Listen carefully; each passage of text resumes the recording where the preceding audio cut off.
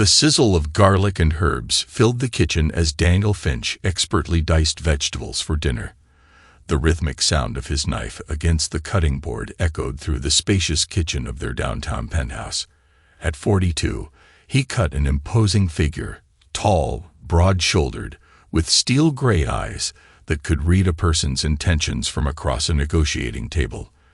Those same eyes had helped him build Finch Real Estate into one of the city's most successful property development firms. The late afternoon sun cast long shadows through the floor-to-ceiling windows, glinting off the high-end appliances he'd installed during their last renovation. Daniel paused his chopping to adjust the temperature on the pan, where fresh herb-crusted salmon was cooking. He'd always enjoyed cooking, finding it a meditative break from the high-stakes world of real estate development. The sound of heels clicking on hardwood made him look up. His wife of 14 years, Josephina, strutted into the kitchen wearing a dress he'd never seen before, a tight black number that left little to the imagination. The dress probably cost more than what most people made in a week, but that wasn't what caught his attention. It was the perfume, an expensive, unfamiliar scent that he definitely hadn't given her. "Don't wait up, babes," Josephina said, barely glancing at him as she checked her reflection in the microwave door. Her long, dark hair was styled in elaborate waves, and her makeup was heavier than usual. "I'm going on a date with my new lover." Daniel's hand tightened on the knife handle, but his movements remained controlled as he set it down beside the cutting board. In 14 years of marriage, through building his empire from the ground up and supporting her numerous failed ventures, the boutique that hemorrhaged money, the jewelry line that never launched, the lifestyle blog that attracted 0 followers, he'd never imagined she'd have the audacity to be this brazenly disrespectful. "What nonsense is this?" he asked, his voice steady despite the cold fury building in his chest. His words carried the same quiet authority that had made competitors back down and partners fall in line. "You're not going anywhere." Josephina laughed, the sound sharp and mocking in the pristine kitchen. "Oh, sorry, but I promised Fernando a wild night." She reapplied her lipstick, smacking her lips at her reflection. "He's been so patient, waiting for me to tell you about us." Daniel observed her with the same calculating gaze he used when assessing a property's potential. He saw past the expensive dress and carefully applied makeup to the rot beneath, the entitlement, the ingratitude, the complete lack of loyalty or basic human decency. "Walk out that door," he said, his tone measured but glacial. "Our 14 years of marriage is over." His eyes, hard as steel, met hers in the microwave's reflection. "I mean it, Josephina." She turned to face him, her expression contemptuous. "Don't be dramatic, Daniel. We both know you're too weak to leave." Her lips curved in a cruel smile. "Who else would put up with you? Your boring business talks, your constant need for control, your pathetic attempts at being the perfect husband." She grabbed her designer purse, a 5-figure anniversary gift from him, and slung it over her shoulder. "Fernando knows how to treat a real woman." Maria, their housekeeper of 10 years, paused in the doorway. Her eyes were wide as she witnessed the scene unfolding. She'd always been fond of Mr. Finch, who treated her with respect and genuine kindness. Mrs. Finch, on the other hand, had been increasingly demanding and rude over the past year. "Maria," Daniel said calmly, not taking his eyes off his wife, "you can take the rest of the day off with pay." "Si, Senor Finch," Maria replied quietly, shooting a disapproving look at Josephina before hurrying out. Josephina rolled her eyes. "Always the generous boss. Is that supposed to impress me?" She headed for the door, her heels clicking against the floor like bullets. "This is your last chance, Josephina," Daniel called after her. His voice carried the weight of 14 years of patience, finally running out. "Think carefully about what you're throwing away."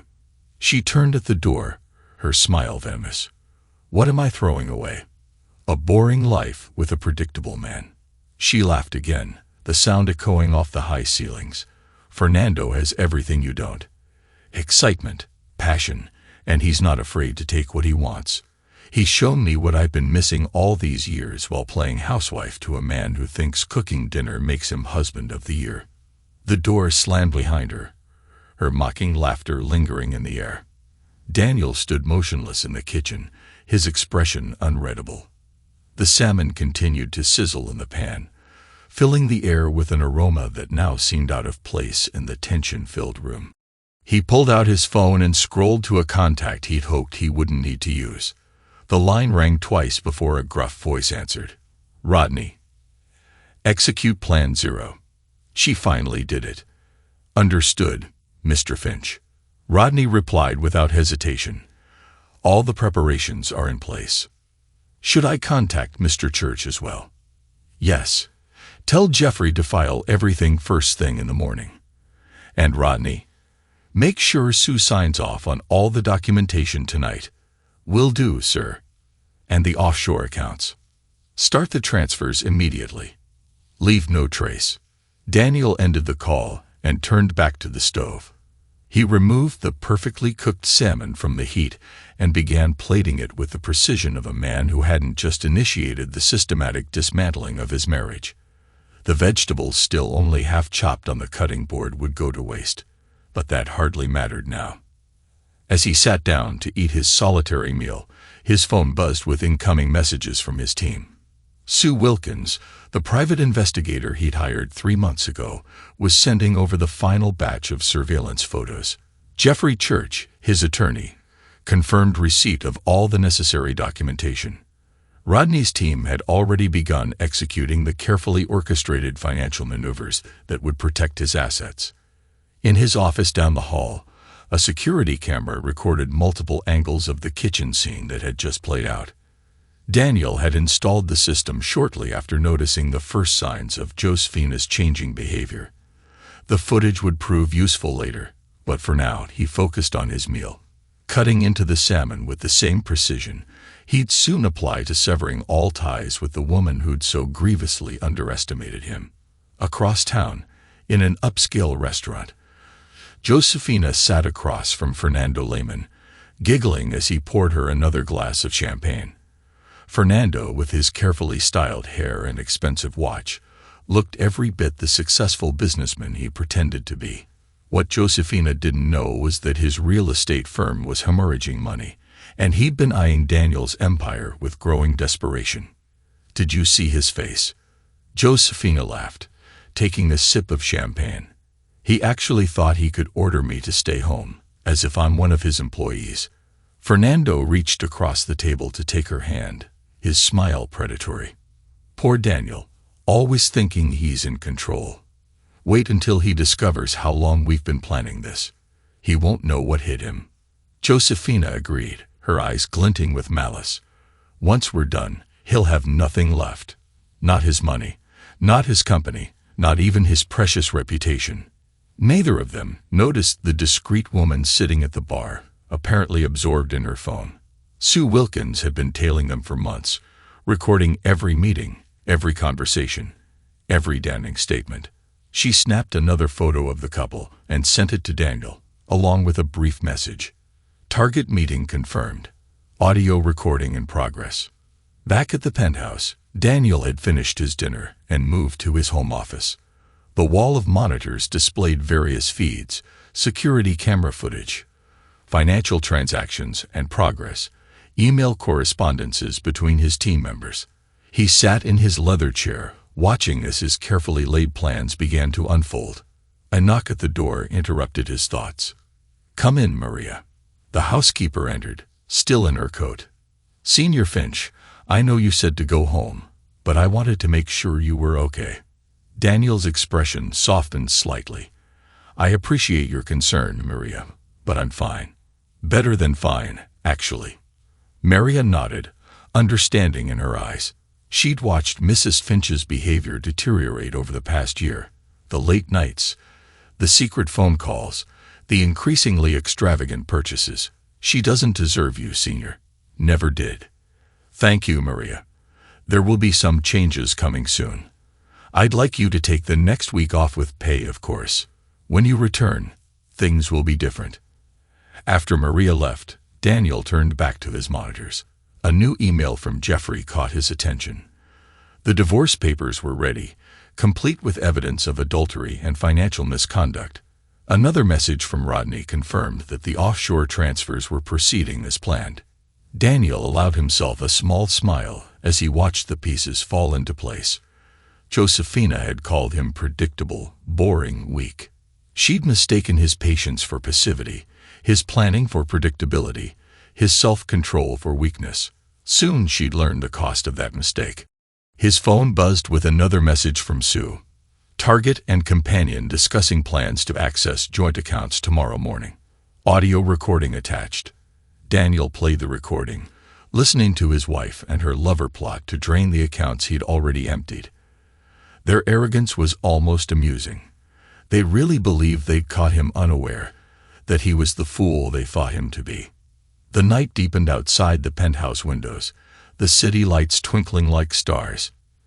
In restaurants and hotels across town, Josephina and Fernando celebrated what they thought was their triumph, unaware that they were simply playing their parts in Daniel's carefully orchestrated endgame.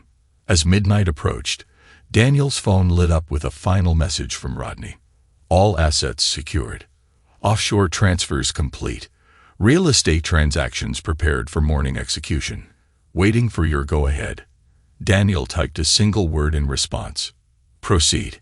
He stood at the window, looking out over the city he'd helped build, one real estate deal at a time. Tomorrow, Josephina would discover the true meaning of the word weak. But tonight, he had one more call to make. Ladies, this is Daniel Finch.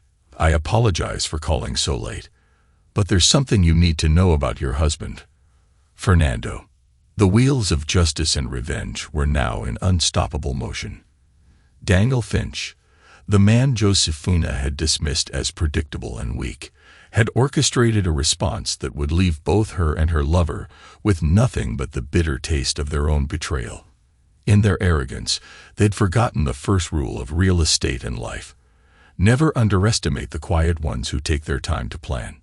Jeffrey Church sat in his corner office at 6 a.m., reviewing the final documents for what would become one of the most meticulously planned divorce cases of his 30-year career. The morning sun hadn't yet risen over the city skyline, but the veteran attorney had been awake for hours, ensuring every detail was perfect. His phone buzzed. Daniel Finch. Everything's ready, Jeffrey said before Daniel could speak. Sue's documentation arrived at midnight. I've never seen more thorough evidence of adultery and financial misconduct in my life. Good. Daniel's voice was calm, controlled. Josephina spent the night at her mother's place, just as expected. Have the papers delivered there by 8 a.m. Already arranged. But Daniel, Jeffrey paused, shuffling through the extensive documentation. The level of their planned deception. They were going to try to drive you to suicide. The recordings Sue obtained. I know. Daniel cut him off. I've heard them all. Every dinner date, every hotel meeting, every conversation about how they'd spend my money once I was gone. Focus on executing the plan. 3 months earlier, Daniel had walked into Jeffrey's office with an unusual request. He needed to prepare for a divorce but not file immediately. Instead, he wanted to document everything, prepare every legal motion, and wait for the perfect moment. Your wife's affair with Fernando Lehman has been going on for 6 months. Sue Wilkins had reported in that first meeting. The private investigators' photographs showed Josephina and Fernando entering various hotels, restaurants, and even the Finch penthouse when Daniel was supposedly away on business. The financial angle is worse, Sue had continued. They've been systematically draining your joint accounts. Lemon's real estate firm is failing. He's millions in debt. They're planning to take everything you have. Daniel had listened without expression, then laid out his counter-strategy. It was brilliant in its simplicity and devastating in its thoroughness. Now, 3 months later, everything was in motion. At 7 a.m., Rodney Martinez, Daniel's head of security, oversaw the team changing locks at the penthouse. The new owner's moving trucks would arrive by noon. Mr. Finch, Rodney spoke into his phone. The safe room contents have been transferred to secure storage. All surveillance equipment is operational. Mrs. Finch's belongings are being packed and moved to the garage as instructed. In another part of town, a courier knocked on the door of Elena Torres, Josephina's mother. The elderly woman answered in her robe, her face darkening when she saw the legal documents. "Josephina," she called up the stairs. "There's something you need to see." Josephina descended the stairs in yesterday's dress, makeup smeared, looking nothing like the triumphant woman who'd walked out on her husband the night before. She snatched the envelope from her mother's hands. "What is this nonsense?" she demanded, then froze as she read the first page. "Divorce papers? He can't be serious." Elena picked up the stack of photos that had fallen from the envelope. Images of Josephina and Fernando in various compromising situations. "Mido, what have you done? That bastard had me followed." Josephina's voice rose to a shriek. She grabbed her phone, dialing Fernando's number. No answer. She tried again. Still nothing. Across town, in a palatial suburban home, Gladys Lehman held a similar envelope. Unlike Josephina's, hers contained a personal letter from Daniel, along with proof of her husband's infidelity and financial crimes. "How long?" Gladys confronted Fernando in their kitchen, her voice ice cold. "How long have you been sleeping with her and stealing from her husband?" Fernando, still in his bathrobe, reached for the documents. "Darling, I can explain." "Explain what?" Gladys slapped a bank statement down on the marble counter. "How you've been funneling money from their accounts into your failing company. How you and that woman plan to drive her husband to despair." She pointed to the door. "Get out. My lawyer will contact yours." Fernando's phone had been ringing nonstop.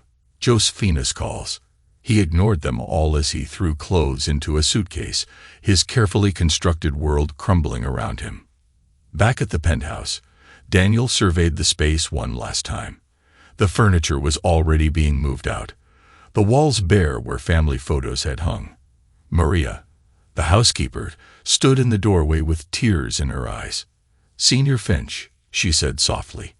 "Mrs. Finch is calling the house phone." Over and over. "Let it ring," Daniel replied, signing the final transfer documents for the penthouse sale. "She'll figure it out soon enough."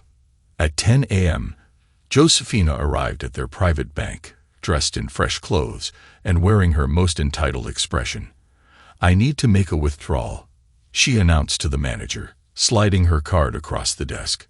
The manager's face remained professionally neutral as he checked the account. "I'm sorry, Mrs. Finch, but these accounts have been frozen pending investigation of suspicious activities. Your credit cards have also been suspended." "What?" Josephina's voice echoed through the marble lobby. "That's impossible." "Do you know who I am?" "Yes, ma'am. We also know about the unauthorized transfers you've been making to Mr. Fernando Lemon's accounts over the past 6 months. Our fraud department has extensive documentation." Josephina's face went from red to white. She grabbed her phone again, trying Fernando's number. Straight to voicemail. Meanwhile, in his temporary office at the city's most exclusive hotel, Daniel met with his executive team. The sale of Finch Real Estate to an international holding company was proceeding smoothly. None of his employees would lose their jobs. He'd made sure of that in the contract. The offshore accounts are secure, his financial advisor confirmed. All assets have been legally protected. Mrs. Finch won't be able to touch any of it. "And the evidence?" Daniel asked. Sue Wilkins laid a USB drive on the desk. "Everything's here. Security footage from your home, showing them there during your business trips. Audio recordings of them planning to drive you to despair. Bank records of her theft. Photos of their meetings. Plus," she smiled grimly, "their conversations about how they'd spend your money once you were gone." Daniel nodded. "Send copies to all relevant parties. My lawyer, her lawyer, Fernando's wife, the fraud investigators. Let them see exactly who they're dealing with." By noon, Josephina had returned to the penthouse, only to find moving trucks in the driveway and strangers carrying furniture inside. "What are you doing?" she demanded. "This is my home." A man in an expensive suit approached her, holding out documents. "Actually, Mrs. Finch, this property was sold this morning. Legal transfer of ownership is already complete. Your belongings have been packed and placed in the garage, as specified in the sale agreement." Josephina stared at the papers, her hands shaking. "This isn't possible. He can't do this." "He already has," the new owner replied calmly.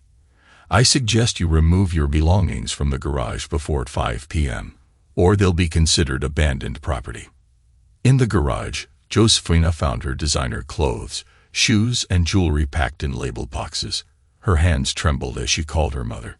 "Mommy, I need help moving my things. Daniel sold the house. He's frozen the accounts. She choked back a sob. "He's destroyed everything." "No, media." Alina's voice was hard. "You destroyed everything. Those recordings they sent me, planning to drive him to despair, taking his money. I raised you better than this." "But Mommy," Josephina whispered. "No. You made your choice last night. Now you live with it." The call ended. Josephina sank to her knees among the boxes of her designer life. Her phone buzzed with notifications. Her credit cards were declined. The joint accounts emptied. Her access to Daniel's business accounts terminated. She tried Fernando's number again. "This time," he answered. "Stop calling me." He snapped. "It's over. Gladys knows everything. I'm trying to save my marriage." "Save your marriage?" Josephina shrieked. "What about our plants? The money?" "The money's gone." "Josephina, Daniel was 3 steps ahead of us the whole time. My company's under investigation for fraud. Gladys is divorcing me. I've lost everything." "But you said you loved me." Fernando's laugh was bitter. "Love? We were using each other, and you know it. I wanted his money. You wanted excitement. Well, congratulations. You got your excitement. Hope it was worth it." The line went dead. By sunset, Josephina had managed to move her belongings into a storage unit, paying for it with her mother's credit card. She checked into a modest hotel, all she could afford now, and finally opened the full divorce filing. The evidence was overwhelming. Photos, videos, audio recordings, bank statements. Every meeting with Fernando documented. Every cruel comment about Daniel captured. Every stolen dollar traced. Her phone buzzed with a message from her best friend. "I heard the recordings. How could you plan to drive him to despair? Don't contact me again." Similar messages followed from other friends, each having received evidence of her betrayal. Her carefully curated social circle was evaporating as quickly as her access to Daniel's wealth. In his hotel suite, Daniel reviewed the day's events with his team. Everything had proceeded exactly as planned. The house was sold. The accounts secured. The evidence distributed. His business transferred. Phase 1 of his disappearance is complete. "Sir," Rodney reported, "Mrs. Finch is at the Grand Hotel. Mr. Lehman is at his club. His wife changed the locks. All their movements are being monitored." "Good," Daniel replied. "Maintain surveillance, but keep your distance. Let them experience the consequences of their choices." Jeffrey Church arrived with updated legal documents. The judge was appropriately appalled by the evidence. Given the documented adultery and financial misconduct, Josephina won't be entitled to anything. Her lawyer already called to discuss settlement. "No settlement." Daniel's voice was firm. "She gets nothing except what's in those boxes. Let her live with the consequences of her choices." Sue Wilkins added her report. "Fernando's company is facing a fraud investigation. His wife's family has cut off financial support. He's got nothing to offer Josephina now, even if he wanted to." Daniel stood at the hotel window, looking out over the city he'd conquered and would soon leave behind.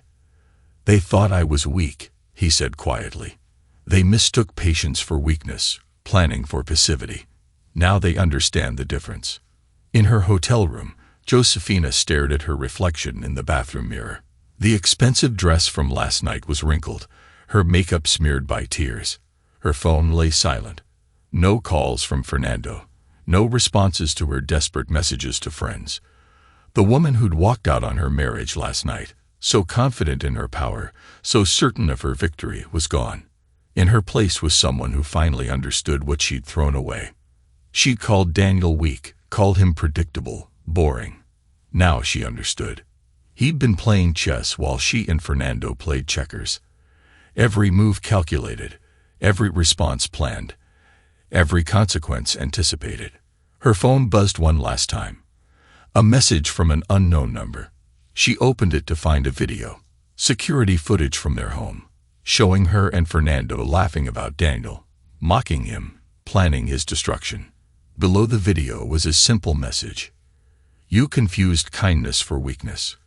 That was your first mistake. The sun set on a changed city. In his hotel suite, Daniel finalized plans for the next phase of his life. In her budget room, Josephina faced her new reality. And somewhere in between, Fernando Lehman discovered that Karma had a particularly strict accounting system. Phase 2 of Daniel's plan would begin at dawn.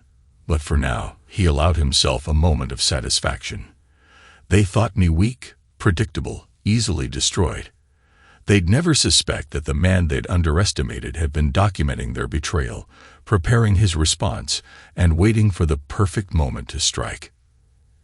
In the end, it wasn't Daniel who destroyed Josephina and Fernando. Their own arrogance, greed, and cruelty had done that. He'd simply stepped aside and let them fall into the trap they'd built for themselves. Charlie Rowe prided himself on being the best private investigator in the city. In 20 years, he'd never failed to locate a target. But Daniel Finch was proving to be his white whale.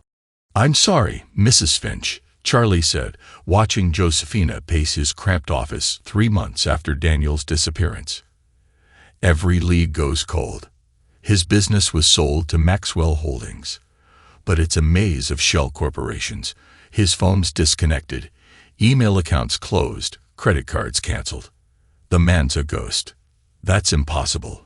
Josephina slammed her hands on his desk, her designer dress now looking worn and dated. He has to be somewhere. Nobody just disappears. Charlie pulled up his research on his laptop. Mr. Finch sold Finch Real Estate for an undisclosed amount. The new owners retained all employees but have no contact with him. His lawyer, Jeffrey Church, handles everything through automated systems. Bank accounts emptied and closed. Properties sold or transferred. Digital footprint erased. Try harder. Josephina's voice cracked. "I'm paying you good money." "With what money, Mrs. Finch?" Charlie asked quietly. "Your last check bounced." Josephina's face crumpled. Her access to the joint accounts was long gone. Her credit cards useless. She'd been reduced to living in a studio apartment paid for by her increasingly reluctant mother. "Oh, I'll figure something out. Just find him." But Charlie had already decided this would be their last meeting. He'd seen divorces get ugly before, but this was different. The methodical way Daniel Finch had disappeared spoke of long-term planning and resources beyond anything Josephina could match. Across town, in her reduced circumstances, Josephina returned to her small apartment. The walls were bare where paintings had once hung, the furniture secondhand. Her phone, no longer the latest model, buzzed with a message from Fernando. "Stop calling." She threw the phone across the room. Fernando had crawled back to his wife 2 months ago, leaving Josephina alone with the consequences of their actions. Gladys, after the initial shock, had agreed to reconciliation, provided Fernando cut all contact with his former companion. The laptop on her tiny desk dinged with an incoming email. Unknown sender. Subject line: "See what you lost." Her hands trembled as she clicked the video attachment. The footage was crystal clear. Security camera recordings from her former home. There she was, bringing Fernando into the house while Daniel was supposedly away on business. The timestamp showed dozens of such visits over 6 months, but it was the audio that made her sink to her knees. Poor, predictable Daniel, her own voice mocked from the speakers. "Always so controlled, so boring. He actually thinks I love him." Fernando's laugh joined hers. He's such a fool. Once we've pushed him over the edge, all this will be ours. A few more months of gaslighting, making him think he's losing his mind.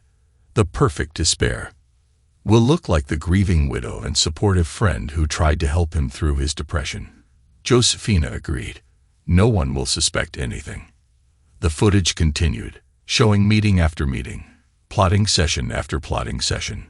Their casual cruelty, their greedy plans, their mockery of the man whose life they planned to destroy, all captured in high definition. The final clip was different. Daniel sat in his home office, looking directly at the camera. You thought I was weak, Josephina. You confused kindness for weakness, loyalty for foolishness. I built an empire while you plotted to steal it. Now you have nothing, and I'm free. The screen went black. Josephina lunged for the bathroom, retching into the toilet as the full impact of her actions hit her. They'd never suspected the cameras. Never imagined Daniel was documenting everything, waiting, planning his counterstrike. 6 months turned into a year. Daniel Finch had vanished completely, but his influence lingered. The divorce was finalized in absentia, with the judge citing overwhelming evidence of adultery and financial misconduct. Josephina's attempts to claim alimony were laughed out of court. On a private island thousands of miles away, Daniel stood on the deck of his villa, watching the sunset paint the ocean in shades of gold.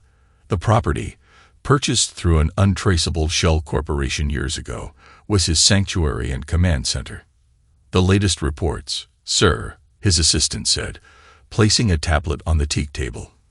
The new developments in Singapore are exceeding projections. London office wants to expand. Daniel nodded, scanning the figures.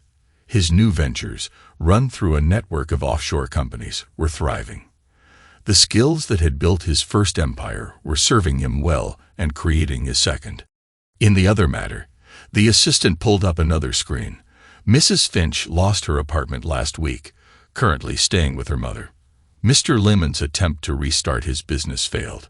Seems no one wants to work with him after the fraud investigation. He and Mrs. Lemon have relocated to a smaller house in the suburbs. Their social circle completely collapsed. The video evidence you released showed their true nature. No one wants to associate with people who plan to drive someone to despair for money. Daniel smiled, sipping his whiskey. He'd learned long ago that the best revenge wasn't just taking away someone's possessions. It was letting the world see who they really were. Back in the city, Elena Torres watched her daughter picking at her dinner, a shadow of the confident socialite she'd once been. The lawyer called again. Elena, she said, there's no point in continuing the appeals. The evidence is too strong. It's not fair, Josephina whispered. He had no right to record us. No right. Elena's voice sharpened. You brought your companion into his home, planned his downfall, stole his money, and you talk about rights. I didn't mean. Yes, you did. Every word on those recordings you meant. Now you're angry because you underestimated him, because he wasn't the weak fool you thought he was. Across the city, in their downsized suburban home, Fernando and Gladys Lehman were having their own reckoning. Another rejection. Fernando said, closing his laptop. Every attempt to rebuild my business was met with closed doors. The fraud investigation had cleared me legally, but the reputational damage was permanent. Perhaps, Gladys said coldly, you shouldn't have planned to drive a man to despair for his money. I've apologized 1,000 times. Not to Daniel Finch, not that you could. No one knows where he is. The man you thought was so weak, so easy to destroy. He destroyed you instead. And I let you come back only because my family insisted on giving you a second chance. The weight of consequences pressed down on all of them. Josephina, once proud and beautiful, aged years and months. Fernando, the smooth-talking businessman, reduced to working in middle management at a small firm, their grand plans of wealth and excitement replaced by the bitter taste of failure. Daniel's final message played on repeat in Josephina's dreams. You confused kindness for weakness. She understood now, too late, that what she'd seen as boring predictability had been patient calculation. What she'd mistaken for weakness had been strength-gathering force. A year after his disappearance, Daniel's new empire flourished in the shadows. His private island became a base for operations that spanned continents. The man who'd seemed so predictable, so controlled, had simply been waiting for the right moment to reveal his true power. The sunset painted his villa in shades of gold and crimson. Daniel raised his glass to the horizon, finally allowing himself to laugh. The lesson had been learned. Sometimes the best revenge isn't destroying your enemies. It's stepping back and letting their own actions destroy them, while you watch from a safe distance, having taken everything they thought they could steal. In the city he'd left behind, his absence spoke louder than his presence ever had. Josephina wore last year's clothes and lived on her mother's charity. Fernando worked a job he hated. Under the constant suspicious eye of a wife who'd never trust him again, their friends crossed the street to avoid them. Their social invitations dried up, their attempts at redemption met with closed doors. They'd thought Daniel was weak, predictable, easily destroyed. They'd never suspected that the man they'd underestimated had been documenting their betrayal, preparing his response, and waiting for the perfect moment to disappear with everything they tried to steal. In the end, Daniel Finch hadn't just escaped their plot. He'd turned it into the instrument of their own destruction. And somewhere on his private island, watching the sun sink into the ocean, he smiled at the perfection of karma served cold. Epilogue. 5 years later, the Sunrise Plaza Hotel's budget dining room wasn't where Josephina Finch, now back to Josephina Torres, had imagined spending her 45th birthday. The free continental breakfast lay untouched before her as she watched guests and business attire hurry past. Her once manicured hands now showed signs of regular work. "Your shift starts in 20 minutes, her supervisor called out. "Table 4 needs clearing." Josephina nodded, adjusting her hotel uniform. After cycling through various jobs over the past 5 years, she'd landed here 6 months ago. The irony wasn't lost on her. She now worked in one of the hotels where she'd once met Fernando for their illicit rendezvous. "Torres." A guest snapped his fingers at her. "Coffee refill." She grabbed the pot, forcing a smile. The designer dresses and society galas felt like a distant dream now. The woman who'd once sneered at Daniel's boring life now spent her days clearing tables and changing sheets. Across town, in a modest suburban house, Fernando Lehman stared at his laptop screen. Another rejection email from a potential investor. His third attempt at starting a new business had failed before it began. His name, once respected in real estate circles, was now toxic. "You're going to be late for work," Gladys called from the kitchen. Their reconciliation had come at a steep price: complete financial transparency, a post-nuptial agreement that left him nothing if he strayed again, and a middle management job at her brother's construction supply company. "I'm coming," he replied, closing the laptop. The corner office and luxury car were gone, replaced by a cubicle and a used Honda.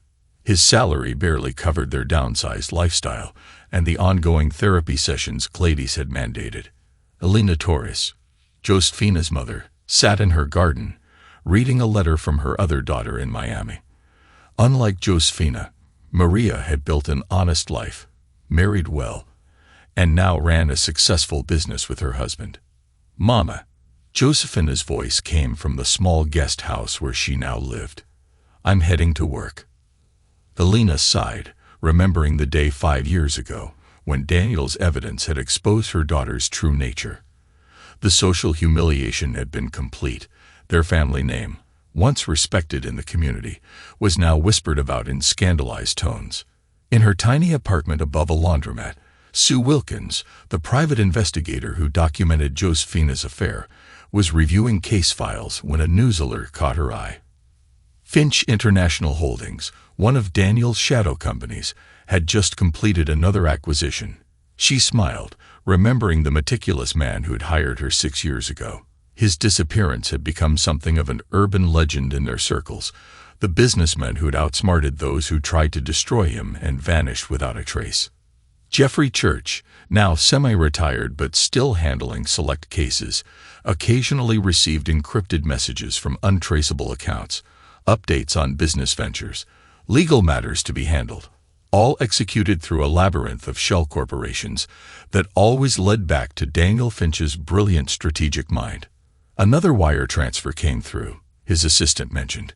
The children's hospital wing is fully funded. Daniel's philanthropy, like everything else about him, operated in the shadows. The hospital wing would bear another name, the source of its funding hidden behind layers of corporate entities. Maria, the former housekeeper, had received a generous severance package and glowing references when Daniel disappeared. She now ran her own successful cleaning service, her first contracts mysteriously arranged through connections she'd never made. "Did you hear about Mrs. Finch?" one of her employees asked during lunch. "She's working at the Sunrise Plaza now. Cleaning rooms." Maria crossed herself, remembering the proud woman who treated her with such contempt. God's justice comes to everyone, sooner or later. At the exclusive Reynolds Club, where Josephina had once been a prominent member, her name had been quietly removed from the rolls. The recordings of her plotting Daniel's despair had sealed her social death warrant. The women who'd once been her closest friends now pretended not to see her when their paths crossed. "I saw Fernando at the grocery store," one society matron whispered to another over lunch. "Can you believe Gladys took him back?" "After what he did." "The money," her companion replied. Her family insisted, something about protecting their business interests, but I heard she makes him account for every penny he spends. Charlie Rowe, the investigator Josephina had hired to find Daniel, had long since closed her file. But occasionally, he'd catch whispers in professional circles about major deals being closed by companies that seemed to appear from nowhere, operate with stunning efficiency, then fade back into the corporate mist. "Finch," he'd mutter, recognizing the strategy. Still out there, still winning. In their downsized suburban life, Fernando and Gladys maintained a careful peace. Their weekly therapy sessions had revealed the full extent of his character flaws, the narcissism, the financial manipulation, the endless lies. "How was work?" Gladys asked mechanically as Fernando returned home. "Fine," he replied, hanging up his jacket. No longer designer, bought off the rack at a department store. Their conversations were polite, sanitized, devoid of the passion he'd claimed to find with Josephina. His office cubicle held a single photo, him and Gladys in happier times. His phone contained a blocked number list full of Josephina's desperate attempts to contact him over the years.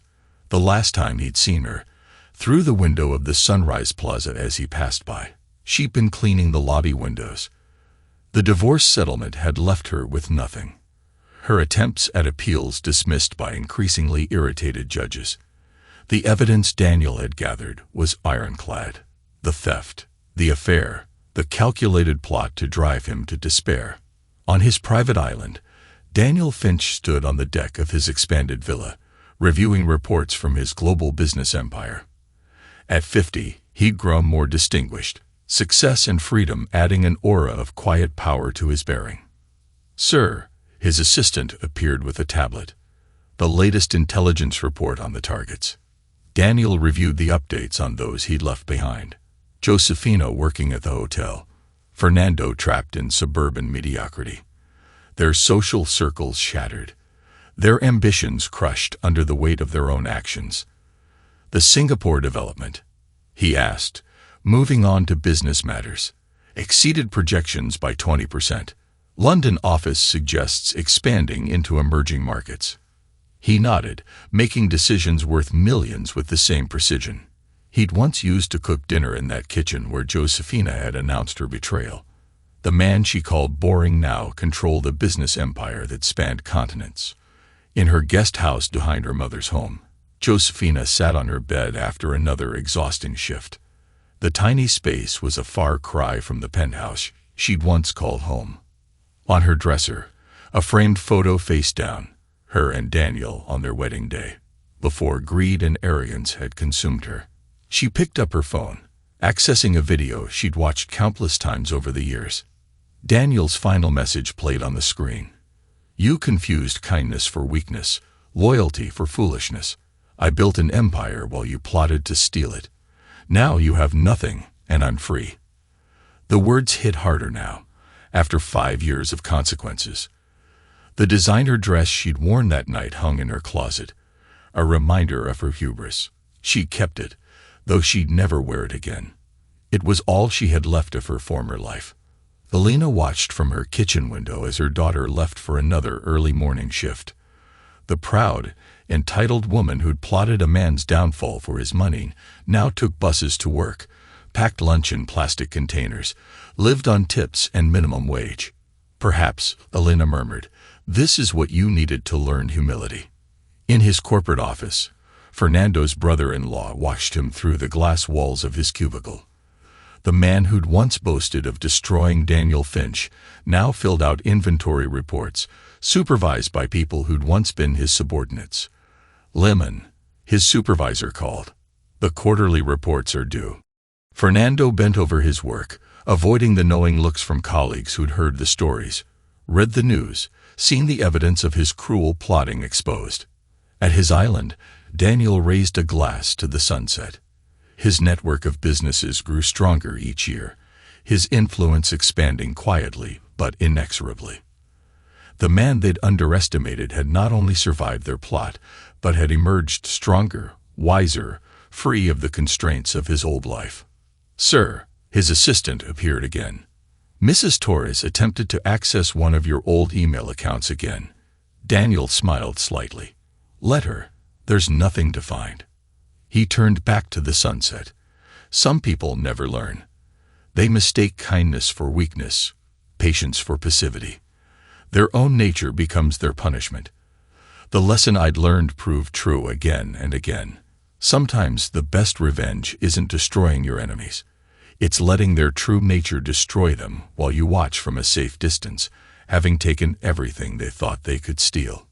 In their separate lives of quiet desperation, Josephina and Fernando had learned the same harsh truth. They'd plotted to destroy a man they thought was weak, only to discover that what they'd mistaken for weakness had been strength-gathering force. Their punishment wasn't just the loss of wealth and status. It was living with the knowledge that they destroyed themselves through their own greed and cruelty.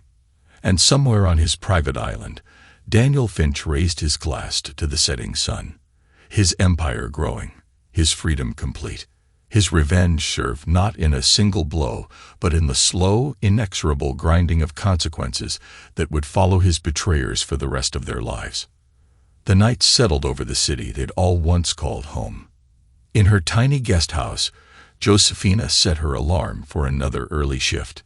In his suburban home, Fernando prepared for another day of mundane work under his brother-in-law's watchful eye. And on his island, Daniel Finch reviewed plans for his next business expansion. The man they called weak now stronger and more successful than ever. The best revenge, he'd learned, wasn't just about taking away what someone valued. It was about letting them live with the consequences of their choices, watching their own nature become their punishment, while you thrived in the freedom they tried to steal. Thanks to everyone who took the time to listen to today's stories. If you enjoyed it, please consider liking and subscribing if you haven't already. Feel free to share your thoughts on the events in the comments below. Take care.